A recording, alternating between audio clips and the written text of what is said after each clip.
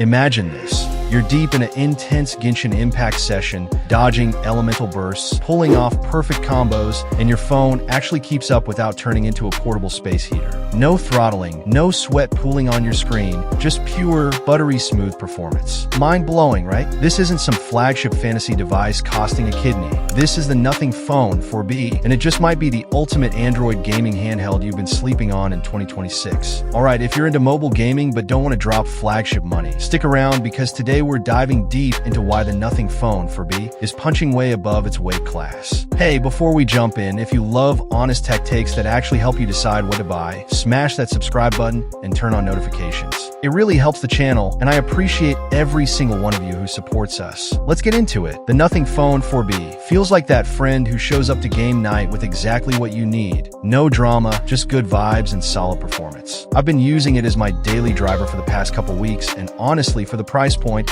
it's been a game changer for my on-the-go gaming habits. Let's talk power first, because this is where a lot of gaming phones live or die. Inside the 4B, you'll find the Snapdragon 6 Gen 4. Now, I know what you're thinking. Snapdragon 6? Isn't that mid-range? Yes, but hear me out. This chip gives it a noticeable leg up over the phone 3A Lite and its Dimensity 7300 Pro.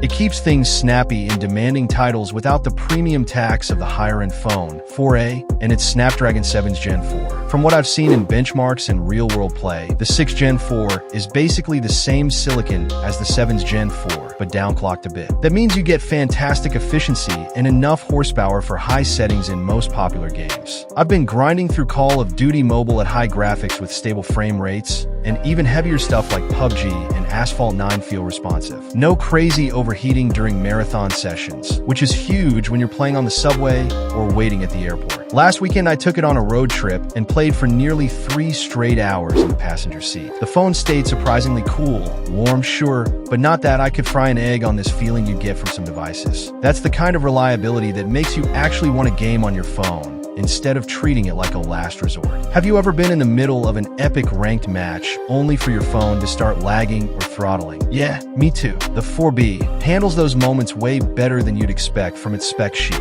Now, the screen, this is where the 4B really shines for gaming. You've got a massive 6.77-inch OLED panel with 1080p plus resolution. It's a 120Hz refresh rate beauty that can hit 1,200 nits in outdoor mode and peaks at an incredible 2,000 nits. Colors pop, blacks are deep, and motion feels incredibly fluid whether you're swiping through menus or tracking enemies in fast-paced shooters. It's very similar to the display on the 3A Lite, but refined just enough to feel premium. Protected by Dragon Trail Pro Glass, so you don't have to baby it too much if you're tossing it in a bag between sessions. For gaming, that high refresh rate and brightness make a massive difference. Everything looks vibrant even under harsh sunlight. Quick note on cameras, because it's not a photography flagship, but still capable. The main 50MP sensor with OIS does solid work in good lighting, paired with an 8MP ultra-wide. Video tops out at 4K 30 or 1080p 60. The 16MP selfie cam is fine for quick streams or calls with friends. Not the star of the show, but it won't let you down for casual use. One of the coolest things about Nothing phones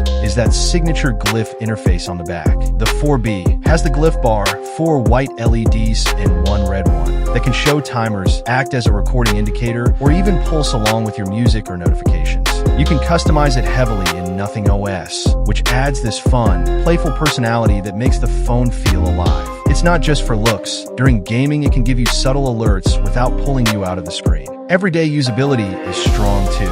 It's a dual SIM phone with eSIM in Japan, Wi-Fi 6, Bluetooth 6.0, and NFC support in most markets. Stereo speakers deliver decent sound for games and media, though no headphone jack means you'll be using wireless or adapters. Positioning is single-channel GPS, which works fine for most navigation needs. Here's where it gets real for 2026. With an MSRP positioning between the more affordable 3A Lite at around Euro 250/pound 250 and the stronger 4A at Euro 350/pound 380, the 4B sits in that sweet spot. You're getting better performance than the Lite without jumping to the full price of the 4A. In a world where phones are are getting ridiculously expensive, this feels like a smart buy for gamers who want performance without the flagship premium. I've tested it against some competitors in the same price range, and the combination of that Snapdragon chip, gorgeous OLED, and Nothing's clean software makes it stand out. Nothing OS is bloat-free, gets regular updates, and feels snappy. The glyph features and unique design give it personality